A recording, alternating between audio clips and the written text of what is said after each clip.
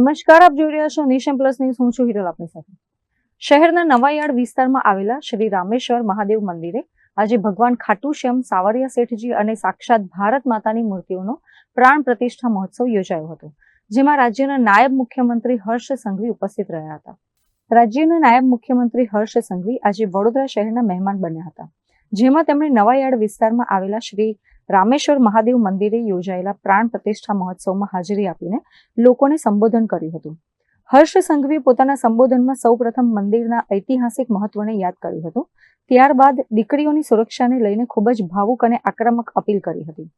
તેમણે સ્પષ્ટ શબ્દોમાં ચેતવણી આપી હતી કે જે લોકો નામ બદલીને દીકરીઓને ફસાવે છે તેમને ગુજરાત સરકાર છોડશે નહીં. ત્યારે હું આપને બે હાથ જોડીને વિનંતી કરવા આવ્યો છું, અને એ વિનંતી છે કે આ શહેરની, આ વિસ્તારની, આ સમાજની ભોલી ભાલી દીકરીઓ, અને એ દીકરીઓ અગર કોઈનો શિકાર બની જાય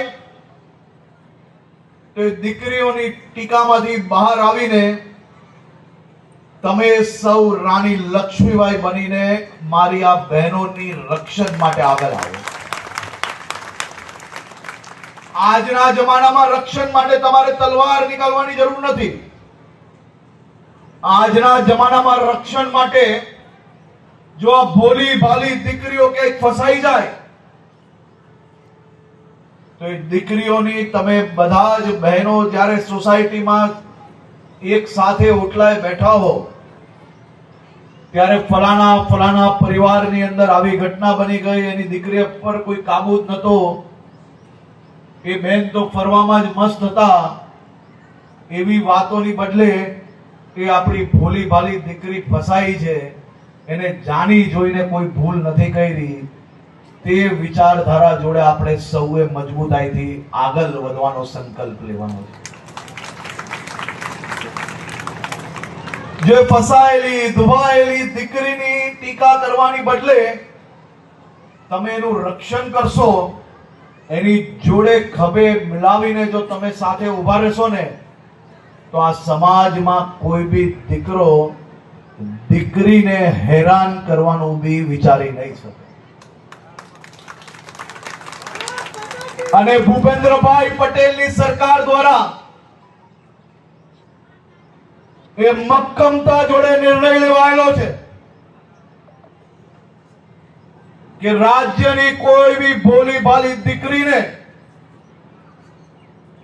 કોઈ વ્યક્તિ નામ બદલીને એ દીકરીને કોઈ ઝાંસામાં ફસાવશે, ખોટું નામ ધારણ કરીને દીકરી જોડે જો બળજબરાઈ કે લગ્ન કરવામાં આવશે તો એવા ગુનેગારો જોડે આ ભારતીય જનતા પાર્ટીની સરકાર, તમારા સૌની સરકાર, એ જિંદગી ભર સુધી કોઈ દીકરીને આંખ ઉઠાવીને ના જોઈ શકે તેવા કડક પગલા ભરવા માટે અમે ખૂબ જ મજબૂતાઈથી કામગીરી આગળ વધારી રહ્યા છીએ.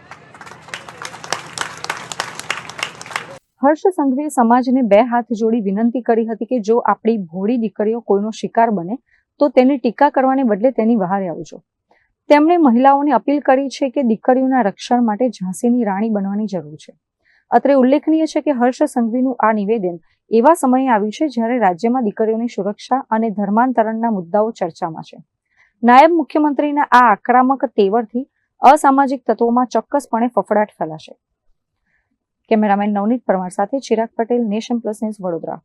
સમાચારોનો સતત અપડેટ મેળવવા માટે અમારી નેશન પ્લસ ન્યૂઝની યુટ્યુબ ચેનલને સબસ્ક્રાઇબ કરો, બેલ આઇકન દબાવો અને જોડાયેલા રહો ફેસબુક, ઇન્સ્ટાગ્રામ અને ટ્વિટર પર.